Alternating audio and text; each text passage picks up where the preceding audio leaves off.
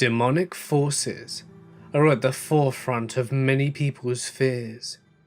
True evil manifest in a most insidious form.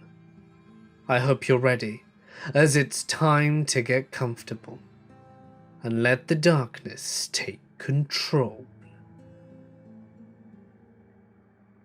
The devil is known for his patience. He will see a ripening sin in our youth and wait all the long years of our life before the harvest. And why shouldn't he?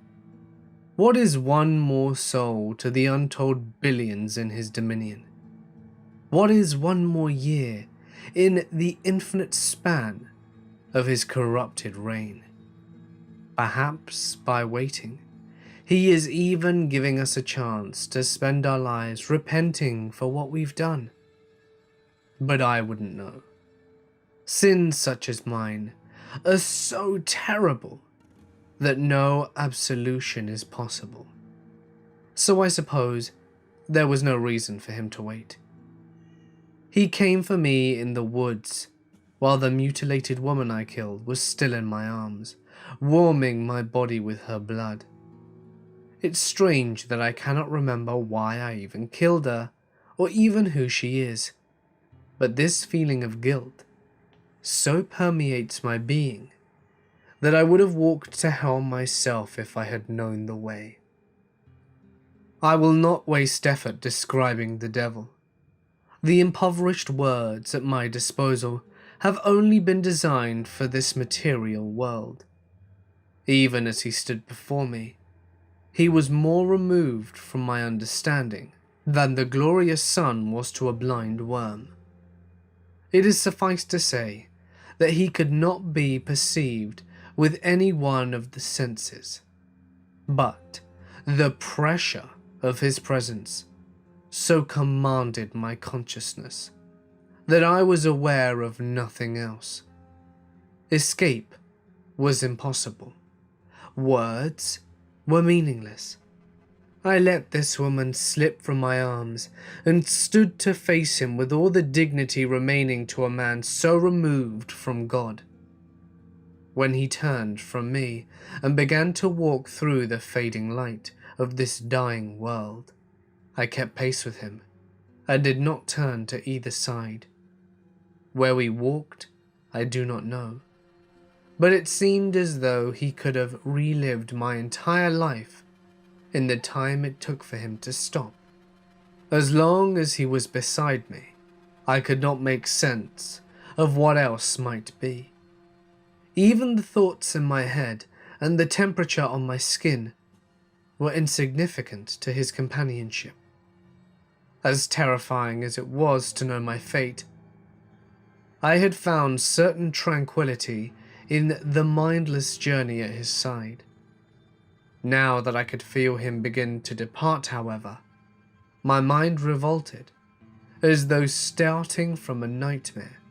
I forced out the first thought I could muster to delay his departure. Who was she? You will suffer more if you do not know. And he was gone, and with him the curtain lifted within me, to reveal the horror of his empire I now found myself mirrored within. Perhaps it would be more accurate to call hell a person than a place, however, considering the unceasing sentient screams which pummeled me from the land itself. Writhing shadows sensitive to the touch, grasping endlessly at me with hands that were not hands. Endless cities sprawled before me as open wounds upon the rotting corpse that I stood upon. The sky was unobstructed by stars. Instead, vaulting endlessly into a timeless abyss. And looking at it, I experienced the ghastly sensation of balancing on an eroding precipice, which poised to tumble me endlessly into its yawning void. Charnel winds slithered their way into my nose and mouth with tangible substance, forcing me to let oiled coils like writhing serpents penetrate my lungs with each breath. Beyond the cities in the distance rose the obscured ghost of monstrous beings and gods who roared in endless decay, which fate had forgotten them to. Through this blasphemous temple to the end of the universe I went, cowed constantly by half-conceived winged terrors which beat the air with a sound like the ceaseless wet bludgeoning of fists on flesh. There are two kinds of pain which I had come to expect from the world of the living: the physical and the emotional. Never had I experienced a physical pain so excruciating as the boils which began to swell across my body, nor the mental burdens as debilitating as the taunting echoes which sneered at me from the living tissue beneath my feet. Every good memory of my life was poisoned against me, and each shame and guilt was mangled 1,000 times over by the leering spectators which narrated my ordeals with intimate knowledge and exaggerated effect. Worse than either was the spiritual pain I endured, however, the gnawing hopelessness and depression which robbed even my sense of self. I was not a person in hell. I was hell. I did not feel pain. I was pain, inseparable and indistinguishable. It was then, in the lowest reduction of my humanity, as I crawled across the putrid ground in a trail of my own ruptured boils, that she took pity on me. Gentle hands shed my skin from me, not as a torment, but as a release. My disfigured limbs were cut away by her flashing knife, each slice bringing a pain so pure and clean that I welcomed it without question. Layer by layer, she flayed me, until at last there was nothing left to cut but my soul. Again, it is difficult to describe her without the resilience of my moral senses, now stripped from me. But if you understood me when I told you that I was pain, you will understand again when I tell you that she was beauty. My husband was wrong about you, she told me. You didn't kill anyone, and you don't deserve to be here. I'm going to help you escape.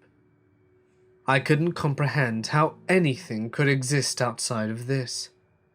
What universe would accept me, as torn and broken as I was? What universe could accept, knowing it had the capacity to so punish an innocent soul? I don't deserve it. What left of me, I replied. I know I killed her. It's something you can never cut from me. She killed herself by loving you, and for that, you are not to blame. Do you see these hands? When she cupped my hands in her own, I knew she was creating them as she spoke. Clean, strong hands, untouched by the blemishes of hell. These hands could never be used for hurt. These eyes could never look upon such evil as its own creation. I didn't even have a face before she spoke, but my entire body was growing with each word. It was as though the seed of my soul was sprouting new life.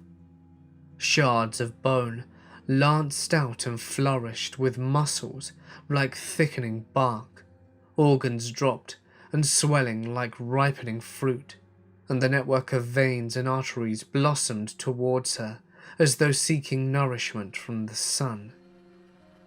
Through the macabre landscape we sped, dancing across the festering world as softly as light through a drop of water. I could see her more clearly, and further we traversed, although she never stayed still long enough for me to get a proper look.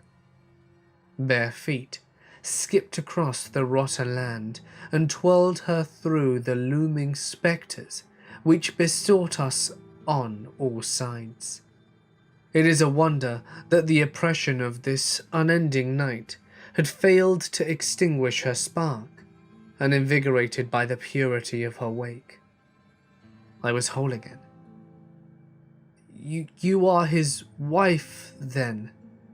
It was difficult to speak to her as we raced, but I managed to slip in a few words every time I was able to draw near. We are bound to each other, yes, she replied.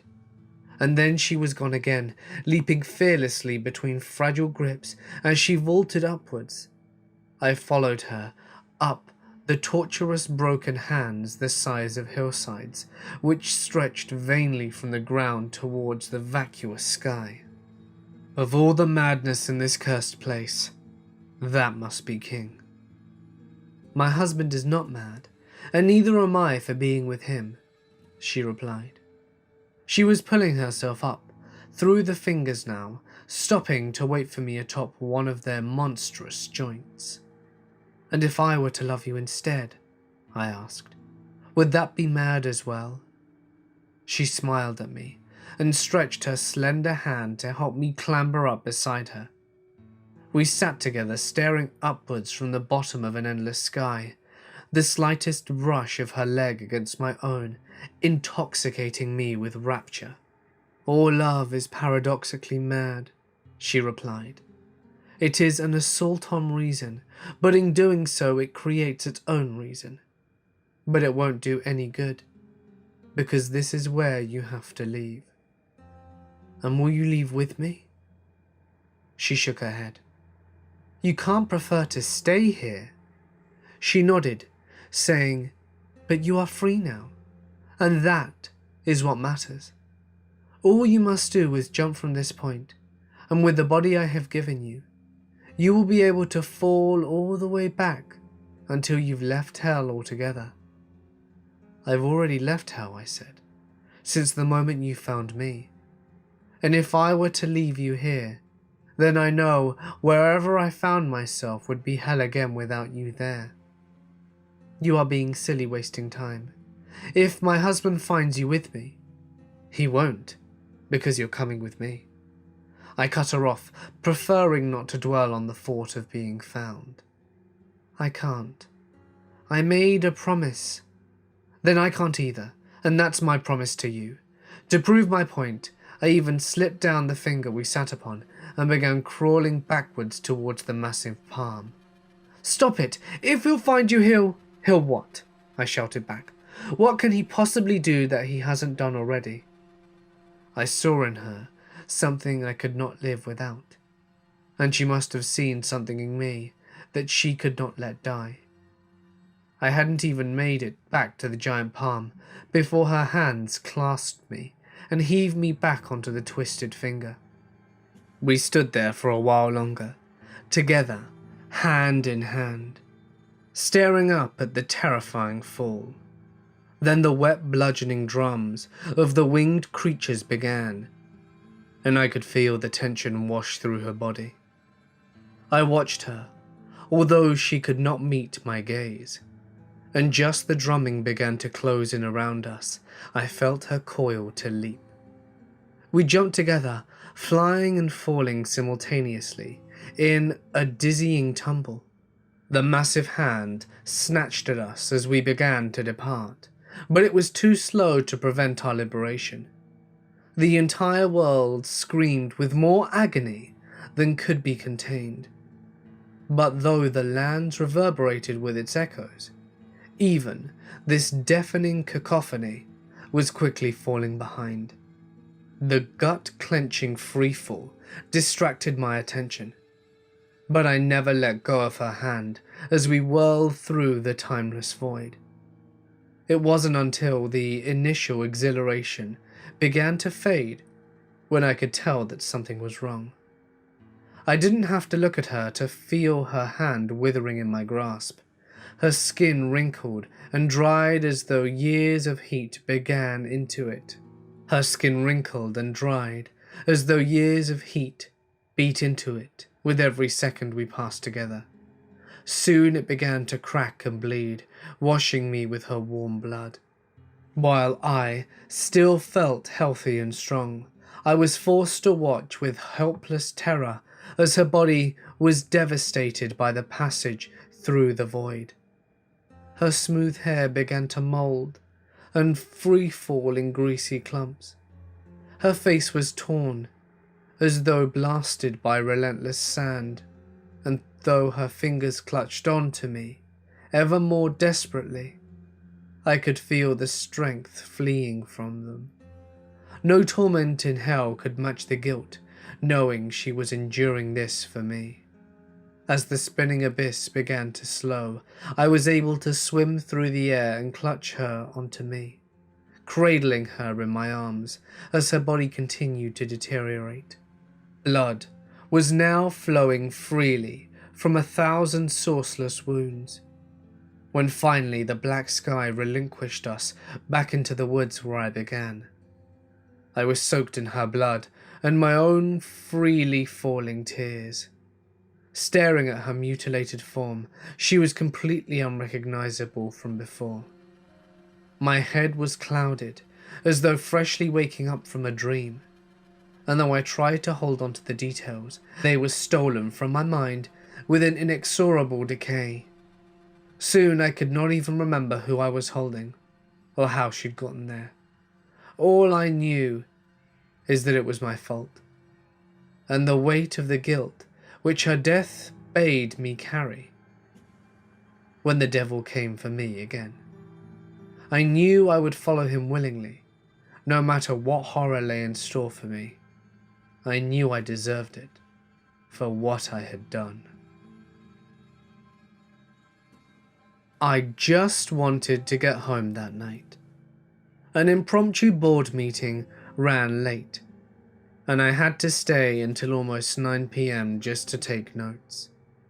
When I finally did get out of there, waiting for the elevator was absolute torture. My heels were killing me, my bra was a dagger in my back, and all I had to show for my hard work was a legal pad full of insane political drivel and off-colored jokes. 5-10 minutes before the door opened, inside, a pair of giggling teenagers were shoving each other back and forth. One girl, one boy. Baggy hoodies, ripped jeans. They smell as though marijuana was a perfume. It didn't take a legal secretary to guess they had been playing an elevator game by pushing every button. I thought about reprimanding them, but the moment I stepped inside, they went dead quiet. Maybe they knew they were busted. The building should have been on lockdown by now anyway. I don't even know how they even got in here, but as my energy was so depleted, I didn't really care.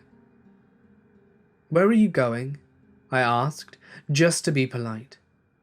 The boy started to giggle again for a second, then stopped. So abruptly, I almost thought I was imagining it. It looked like the girl was holding her breath. She hid her face beneath her hair and went to push floor 1. Not my kids, not my problem. What was my problem is the elevator was going up instead of down. I moved towards the row of buttons, and the girl fell flat on the floor and scrambled out the way like I was made of lava. I mashed the highlighted number 1, but we were going up quicker than ever, faster than it had ever gone before.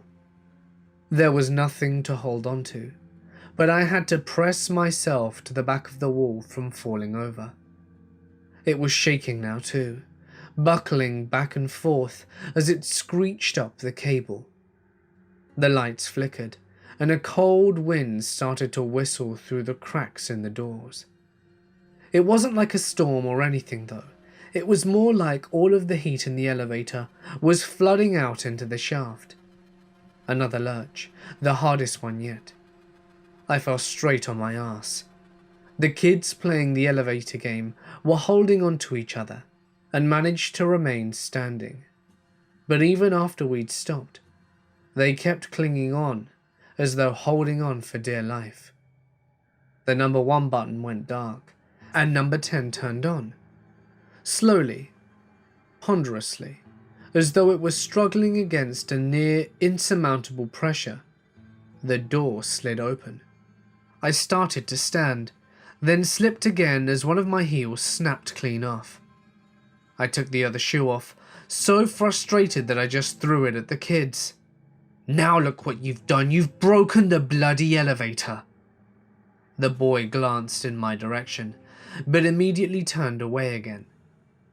They were straining to look outside, but terrified to get close to me. Good. They should be scared. Vandalizing a legal office was a stupid thing to do, as stupid as picking a fight in a police station. "I want your names, your IDs, both of you," I snapped. "You will be held responsible for any damages incurred, as far as the trespassing is concerned." But they still wouldn't look at me. The boy grabbed the girl by the hand and darted out the hallway. I couldn't just let them run havoc. "Hey you! You can't go in there!" I had to run to keep up now. "That's Mr. Bogle's office, you aren't allowed to." Of course, I patted myself down for my cell phone, but it wasn't there. I must have dropped it when I fell in the elevator. I half turned back, but the door was already closing. I took a step in the direction, but then I heard something crash from the office. I spun again, sprinting down the hallway in my bare feet. The boy was sitting on Mr. Bogle's desk, while the girl stared out the window. "Look at the sky," she said, "and how tall the buildings are." "Dude, this is crazy," he replied. Either they were stoned out of their minds, or it wasn't just marijuana. They were running their hands over everything, so I wouldn't have been surprised if they were rolling too. The boy was even poking the potted plant like it was some alien creature he had never seen before. "That's enough!" I roared. Finally, they both looked at me, and at each other, and then back at me. Did they regret playing this stupid elevator game yet? "Let's get out of here." The boy rammed straight through me with his shoulder, sending me spinning back to the ground. The girl was trying to jump over me now, but I managed to grab her by the ankle and drag her down. She thrashed melodramatically on the ground for a few seconds, but before I could get to my feet, she planted a kick in my face and broke free. The door was already closing by the time I got to my feet, and they were both inside, staring at me with wide, trembling eyes, as though they were somehow the victim in all of this. I felt absolutely feral as I lunged at them. I managed to get my fingers in the cracks before the elevator closed, and the sensor reflected the door was open wide. Half a dozen buttons had already been pushed, glowing like one big middle finger. The final stage of the elevator game had been played. They were cowering in the corner as I loomed over them, an inferno of retribution burning in my eyes. Fine, let the elevator take the long trip down. That was just longer for them to be trapped in there with me. Now they couldn't run. The struggle was absolutely pitiful. The boy's throat was almost comically fragile, and I was amazed how little pressure I needed to ram my broken heel through it. The girl was almost gone by the time I got to her, withering to a husk in seconds after the venom from my nails coursed through her legs where I had grabbed her. I got out of the elevator at the bottom, straightening my dress. I found my phone again and fixed my hair after snapping the other heel off my shoe. I was able to look almost presentable again. I thought I could finally go home after all of that, but it didn't take long to realize that I'd never been further from home in my life. What strange green plants they have here. The dark blue sky was nothing like the purple and orange we have at home. No wonder they were so surprised by everything in my world. If everyone here is so fragile as these two little ones, then I think I'm going to have a lot of fun here. Me and the guys were just doing a sweep of an old oil refinery when I found the eggs. I guess they liked the heat, because they were all clustered right around the fractal distillation chamber, which gets up past 720 Fahrenheit when the crude oil is being heated up. The whole building was scheduled for demolition though, and it was our job to make sure the place was cleaned out. "Anyone want a souvenir?" I shouted. Guess the crew was in the other parts of the building. The eggs were about the size of my fist, all black and covered with thick bristles, like an especially paranoid cactus. Only one of them was really even intact. Maybe it's because the refinery hadn't been running in a while, but 5 out of the 6 eggs were cracked and leaking some kind of thick, rotten-smelling jelly. I was more motivated by the clock than curiosity though, and I was about to mark the room as clear when... "A souvenir? Want a souvenir?" The voice was muffled and frail, but it was definitely coming from inside the egg. I crouched down next to it, scooping up the tiny ball in my worker's gloves. "So what are you supposed to be?" "Supposed to be," was all that it chirped back. Yeah, maybe it was the fumes in this place getting to my head, but there was something profoundly sad about that little echo. I dropped the egg in my pocket of my overalls, intending to show it off to everyone at the pub after work. Intending being the key word there. We didn't finish clearing the place until almost 6, and then there was a last-minute permit issue that had me driving around collecting signatures until past 9. I was dead tired and so ready to collapse at home that I barely remembered the weird egg in my pocket. If it wasn't for the little spikes, it would have been forgotten entirely. It must have liked my warmth though, because it seemed to keep trying to huddle closer to me in my pocket. When I got home and put it on the counter, I could actually hear a soft rattle as its spines shivered against the tile. "You got a name?" I asked it. You got... Can't you say anything more?" "I'm Phil." "You got a Phil." That's all it could do. Echo me. Was I weirded out? Yeah, sure. But it was cool too. I felt like a hero for saving it, and I guess I was feeling protective, because I hated watching it tremble like that. I put the thing on an oven rack and set it to 100 Fahrenheit, keeping the light on and checking on it occasionally. "Any more, Phil? Anything more?" Just still an echo, but it felt like there was more deliberate thought behind it. The voice was getting stronger, but it was still shivering. I turned the heat up, incrementally, and it continued to encourage me until I hit the max temperature of 550. I figured that if it could survive being pressed up the fractional distillation chamber, then it could survive this too. The egg seemed to be loving it sure enough. "Supposed to be, thank you, Phil." I never remembered saying thank you, but it could have picked that up whilst listening to me from inside my pocket. I was only intending to let it bake and warm up for a little while, but I was so tired that I just fell asleep on the couch, watching TV. "Phil, Phil, Phil, Phil!"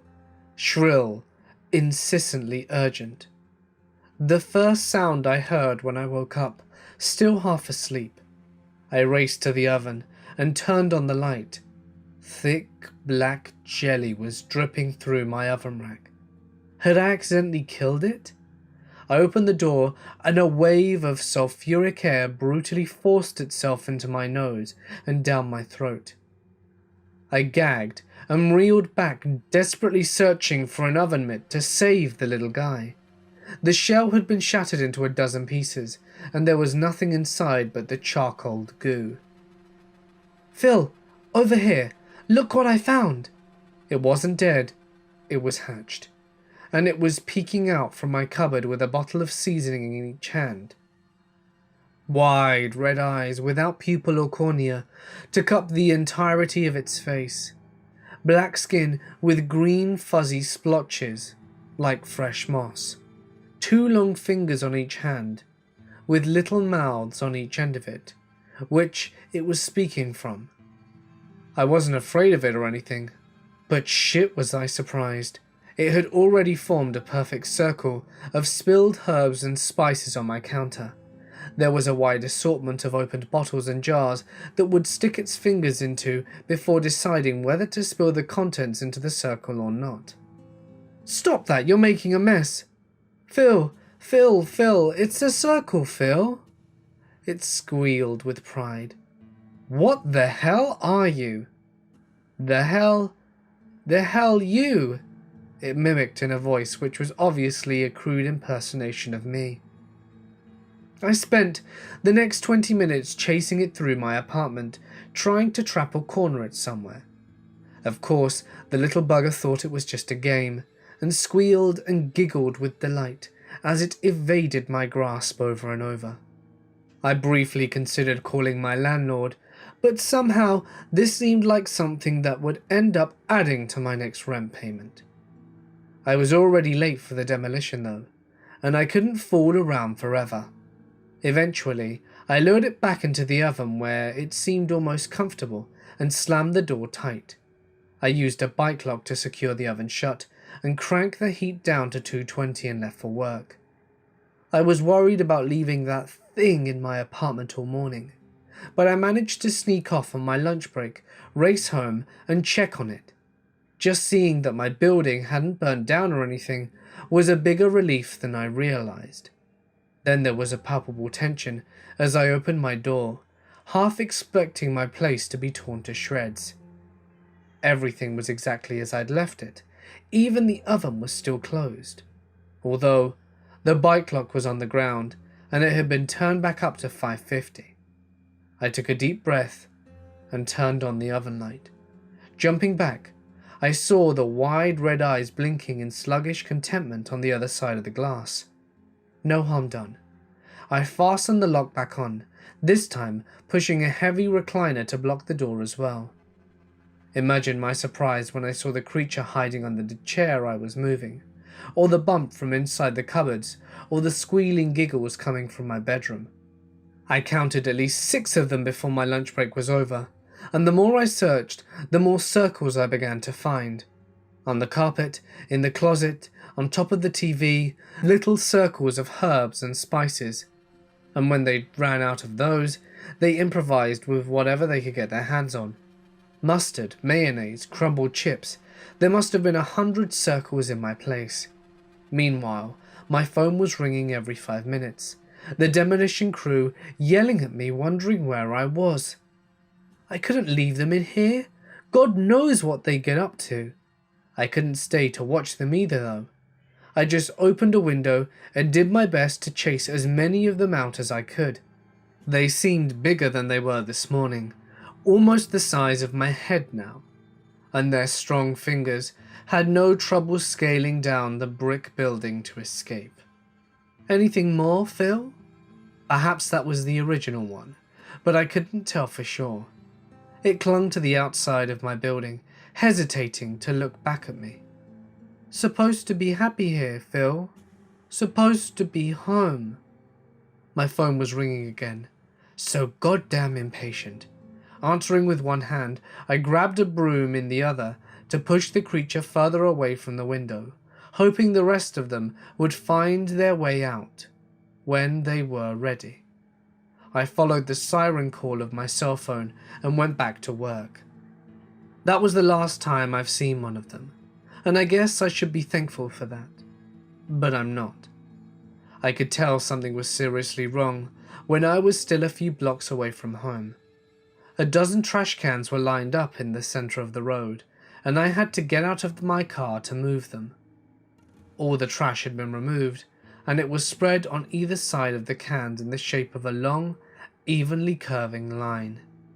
When the trash had run out, it was replaced with anything and everything to continue the unbroken line. broken wood, loose bricks, stolen bikes, and streetlights, all jumbled together. It just looked like a giant mess here. But I bet if I looked from the air, it would be shaped like a perfect circle. 2 or 3, maybe half a mile wide. Please, tell me that's not another summoning circle. You can feel Missy enter a room before you see her. The ambient sound of the college classroom dissolve when she speaks. All the raucous shouting and laughter-filled, muffled, besides the softly spoken melody of her voice. She wears light and shadow with equal grace, every angle making her appear as though she were posing for the painter's canvas. From the depths of her eyes to the supple curve of her body, Missy was a walking captivation. She was a dream, and I, her dreamer. But it was all too soon that I had to wake. She called me the night before she died, an event I've kept private until now, out of its sheer impossibility. She'd been absent from class a week before that, but now she spoke fast, rattling off a string of letters, demanding that I write down everything. I was scrambling to keep up, unable to ask questions. 20 letters total, ranging from A to D. They want more from me than I can give, she explained in a breathy rush. I have to go now. Memorize it, okay? You'll understand when they take you. The line went dead, and I couldn't reach her again. She wasn't in class the next day. Our psychology professor announced that she met with a fatal accident, refusing any further details.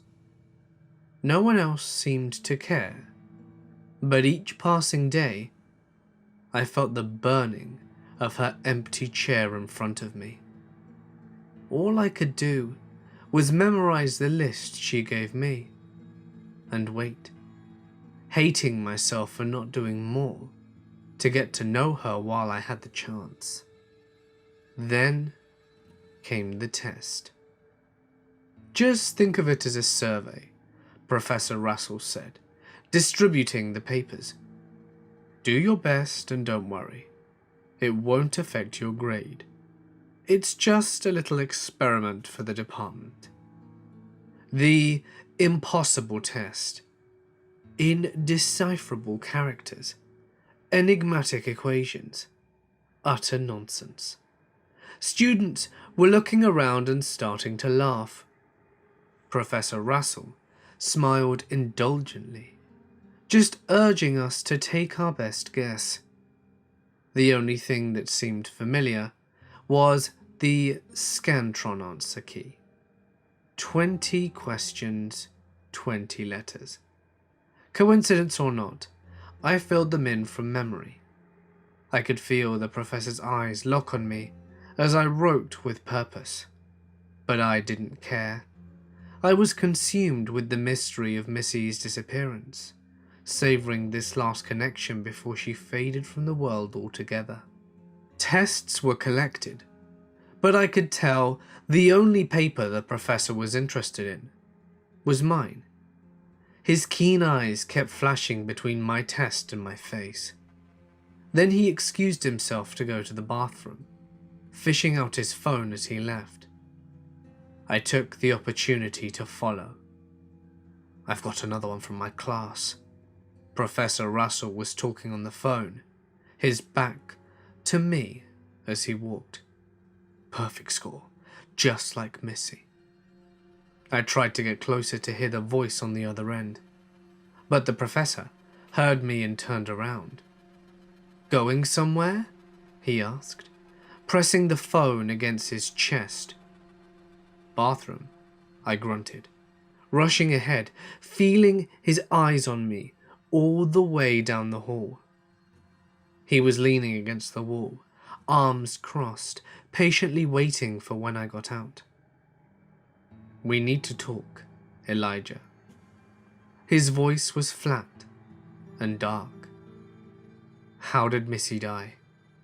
I hadn't meant to blurt it out, but there it was. It had been on the tip of my tongue for so long that I'm surprised I even lasted this long. The professor arched his eyebrows, studying me. "She isn't dead." "Not exactly. I can take her to you if you want, but you might not like what you see." The professor wrote something on a notepad and handed it to me. "Midnight, room 031. Pack a suitcase." "The psychology building?" I asked. I didn't know the rooms went below 100. He pressed a key into my hand before turning back towards the classroom. "This will let you into the basement." "Oh, and Elijah." He glanced back as he opened the door. "You might want to make an appropriate excuse to your friends and family. They won't be seeing you again for a while." Missy and I were never close before the night she called me. Our relationship was little more than collaborating on the occasional assignment, or exchanging a covert smile across the room. Is it possible to love someone when you don't know the first thing about them? Regardless, I was impotent against my overwhelming curiosity. Professor Russell's doubtlessly counted on that purposefully, withholding details to bait his hook. It seemed so obvious looking back, but at the time I couldn't think of anything besides the frantic desperation in Missy's voice. She needed me somehow, and that's all I needed to know. If only I had known what waited for me, then no compulsion, mortal or otherwise, could have made me step through that door. Instead, I was outside the room 5 minutes before midnight. I'd called my family to let them know I was accepted into a foreign exchange program and that I might be out of touch until I got set up there. I felt the strangeness of the place the second I opened room 031. A descending stairway cut deeply into the ground. Steps and walls hewn from large uneven stones that would better be suited to a medieval castle than a university. I had to use my phone as a flashlight, laboriously struggling my suitcase behind me. The stairway terminated in what can only be described as a wall of flesh. Taunt skin so tight as to be almost transparent, stretched from wall to wall. The outline of faint blue veins was pulsing rhythmically beneath a single great eye. Almost a foot across was embedded the center. It blinked at me as I approached. A small stool was placed in front, with a serrated knife resting on top. Another note with my professor's handwriting read, "Continue until you can go no further."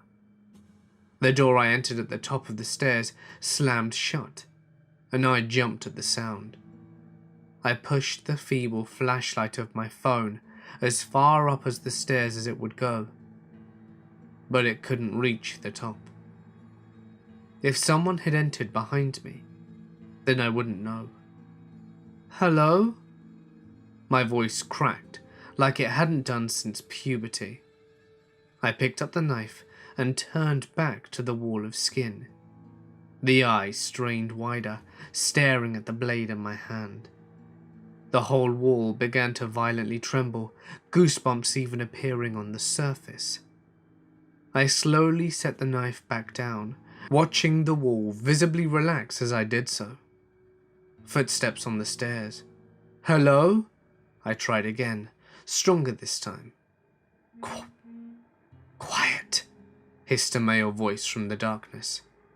"We'll go further if they don't see us coming." Black eyes greedily caught my pale light. The boy who entered my illumination was about my age, probably no more than a college sophomore. Bumping along behind him came his own suitcase, considerably larger than my own. "Did you pass too? What's going on?" I asked.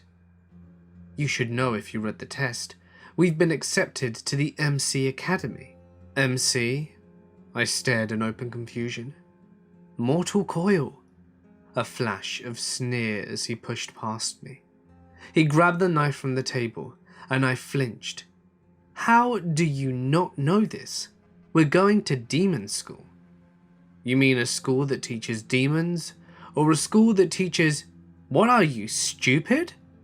You couldn't have even read the paper if you didn't have demon blood in you." I opened my mouth to ask more, deciding instead to hold my tongue just in time. Somehow, it didn't seem wise to tell the condescending guy with a knife that I cheated my way through and didn't really belong here. "You want to do it or should I?" he asked, holding the knife handle towards me. The wall was shaking so badly now that I could feel a gentle wind wafting from its convulsions.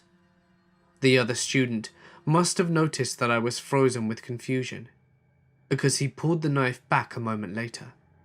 "Fine, but you get the next one. I'm not going to carry you the whole way." He spun and thrust the knife directly in the giant eye on the wall. It clenched shut, lurching and thrashing against him. He grunted and leaned the blade, pushing it even deeper, as blood flowed freely to drench him up to the arm. The flesh was rumbling like a man trying to scream through a mouth that was sewn shut.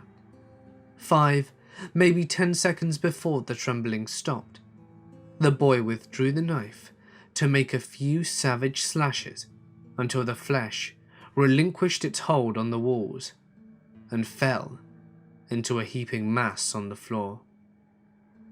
"Guess this is mine now," he said, wiping off the dagger and storing it in his suitcase. He lifted his case a foot off the ground and stepped through the leaking monstrosity on the ground. "You coming or not?" he added. I nodded, but it was nothing more but a reflex. I tried not to look down as I gingerly stepped over the mess on the floor, almost vomiting as I felt it squelch beneath my feet. What have I gotten myself into? He introduced himself as Michael Suland as we continued.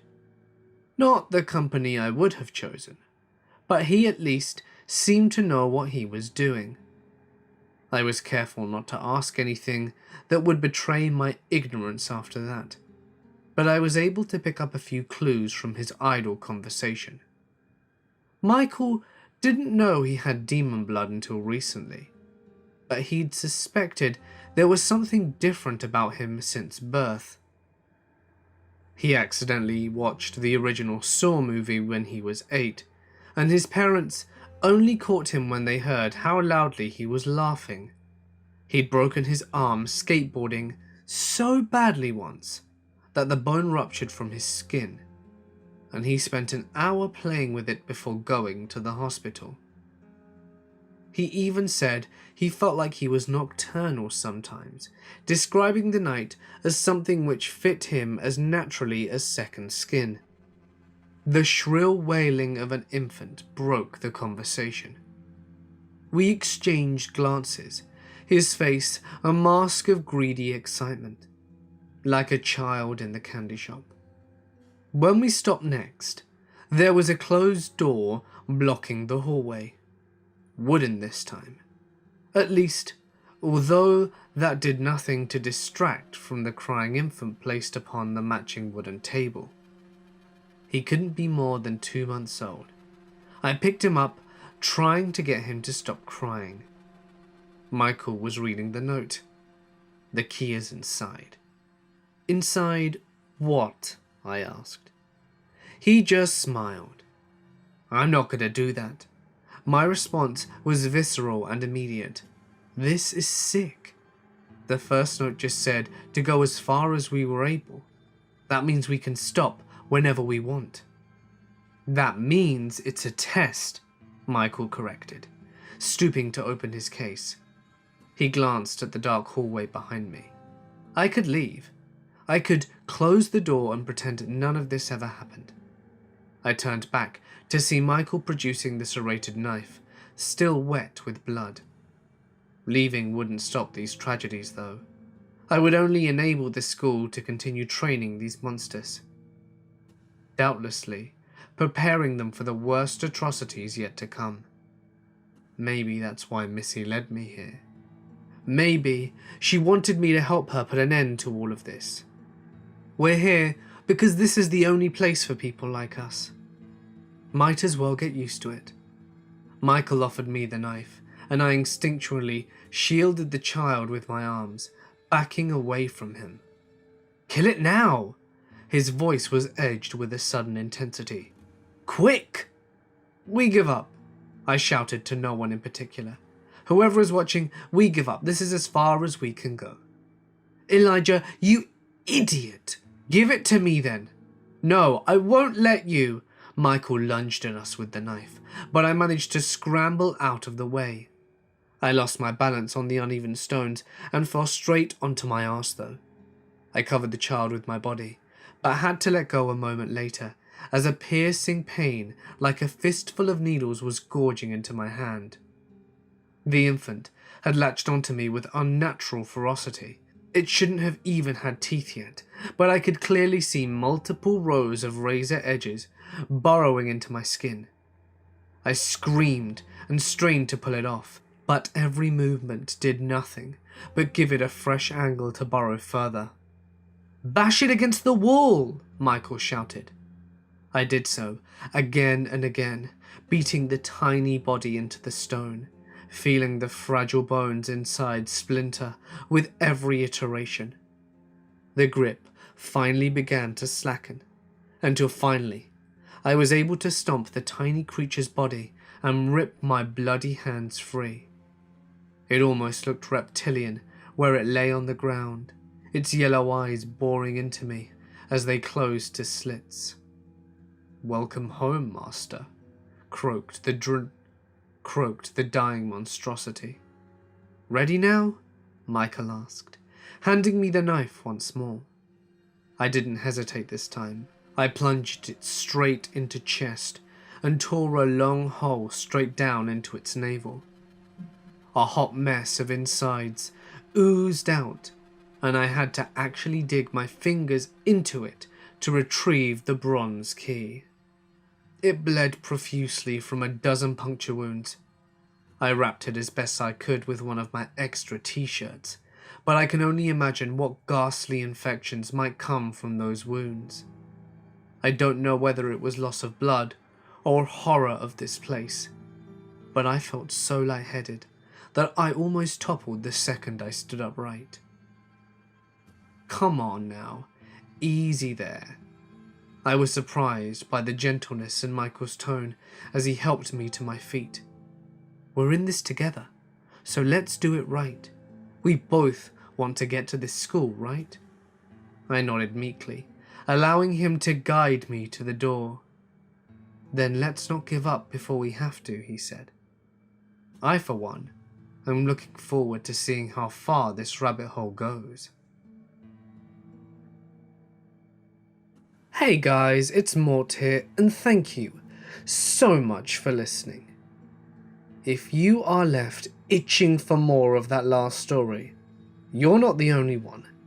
I've already reached out to the author to see if he'd be willing to write a part 2, so that we can go further down the rabbit hole. If he does, you can be sure it will be the first story in the next Demonic Stories video. If you enjoyed this video, please remember to give it a big thumbs up and consider subscribing and hit the little bell icon for even more stories every day. All these stories were written by the incredible Tobias Wade. To read more, check out the link in the description to his website to get more of his works. Don't forget that if you would like me to read your story on my channel, you can send it to my email or share it to my Reddit. Both, of course, can be found in the description. Just be sure to include as much punctuation, paragraphing, and description as possible, as this will maximize the chances of it being read. But anyway, for now guys, I'm going to sign off. Stay awesome, and I'll see you in the next one.